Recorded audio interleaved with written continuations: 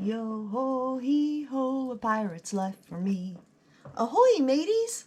Welcome to the ship. Grab a life jacket and have a seat. Today I want to talk about something I saw on Facebook yesterday that stopped me cold. It was in a private group I belong to for parents of very young, very medically fragile children here in Oregon. Before I say anything else, I want to make something very crystal clear. Care should never be decided by income alone, and parents should be the ones deciding what is the best care for their child, no matter how old they are. I can't share the post directly because it's a private group, but I can share the reality of it. One mother shared the story of her daughter with a rare and severe genetic condition. She explained that if her family is forced off Medicaid, it would cost 40% of their entire annual income just for insurance and copays. That would bankrupt them. Another story was even harder to hear. A mother couldn't afford the nutrition required for her child's feeding tube, the literal food keeping her child alive. So she had to give her child to the state, not because she didn't love her child, not because she didn't want her child, but because the only way her child could eat was to live in a nursing home, possibly for the rest of their life.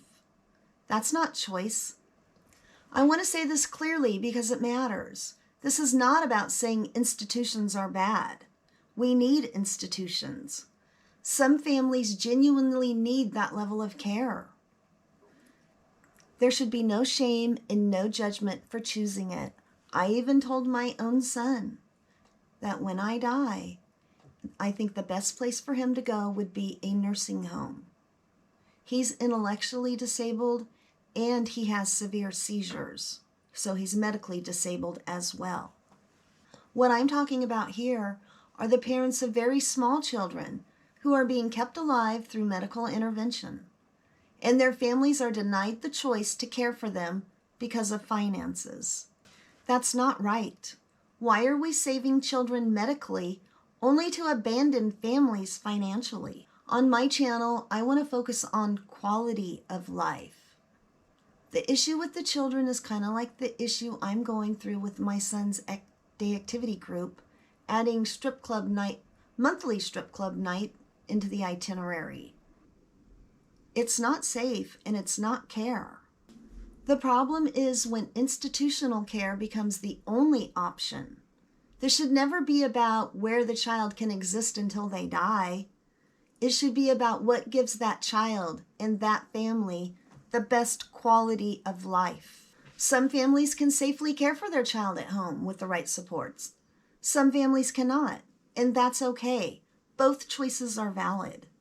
What is not valid is removing the choice altogether, or handing all the decision-making power to the state or to the adults with the intellectual and developmental disabilities who could never understand the real-world risks of things like strip clubs.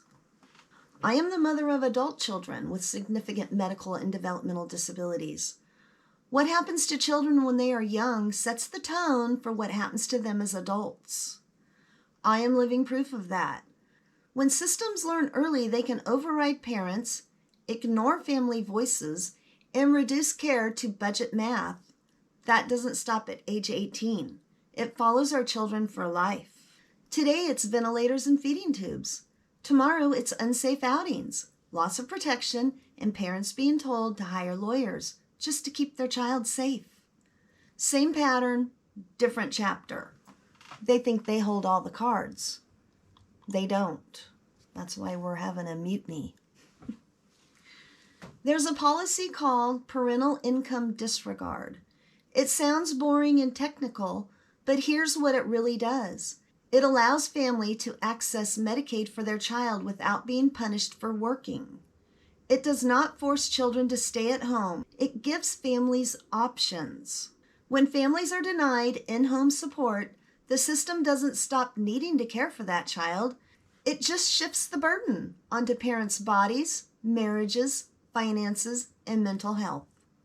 And when the parents finally break, the system calls it family failure. We've seen it in the news. But it wasn't family failure. That was system failure first. The system broke them. literally broke them. So here's the question no one wants to answer. Why are parents, the people who know their child best, being stripped of the ability to decide what care works for their family? Why do we trust systems more than lived experience?